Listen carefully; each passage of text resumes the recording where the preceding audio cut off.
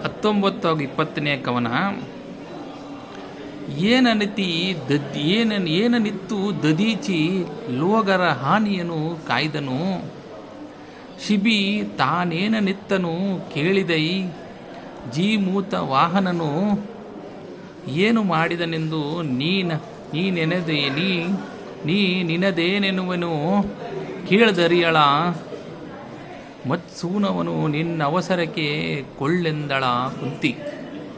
ದದೀಚಿಯು ಏನನ್ನು ಕೊಟ್ಟು ಲೋಕದ ಹಾನಿಯನ್ನು ತಪ್ಪಿಸಿದನು, ಶಿಬಿಯು ಏನನ್ನು ದಾನವಾಗಿ ಕೊಟ್ಟನು, ಜೀಮೂತ ವಾಹನನು ತನ್ನ ದೇಹವನ್ನೇ ಬಲಿಕೊಟ್ಟು ನಾಗಗಳನ್ನು ಉಳಿಸಿಲ್ಲವೇ? ಇದಾವುದನ್ನೂ ಕೇಳಿ ತಿಳಿಯದಿಲ್ಲವೇ? ನಿನ್ನ ಮಗನನ್ನು ನನಗೆ ಬಂದ ಕಂಟಕ ಪರಿಹಾರಕ್ಕಾಗಿ ಸ್ವೀಕರಿಸು ಎಂದು ಕುಂತಿಯು ಹೇಳಿದಳು. ಆವನರ್ಥ ಪಾರಾರ್ಥದಲ್ಲಿ ಸಂಜೀವ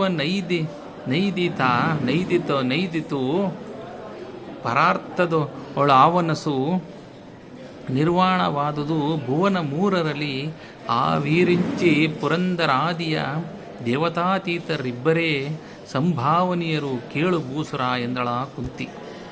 ಅಂದರೆ 3 ಲೋಕಗಳಲ್ಲಿ ಯಾರ ಐಶ್ವರ್ಯ ಪರರಿಗಾಗಿ ವಿನಯವಾಗುವುದೋ, ಪರರಿಗಾಗಿ ಯಾರು ಜೀವವನ್ನೇ ಕೊಡುವರೋ ಅವರು ಬ್ರಹ್ಮ, ಇಂದ್ರ ಮೊದಲಾದ ದೇವತೆಗಳ ಗೌರವಕ್ಕೆ ಪಾತ್ರರಾಗುತ್ತಾರೆ. ಬ್ರಾಹ್ಮಣನೇ, ಇದನ್ನು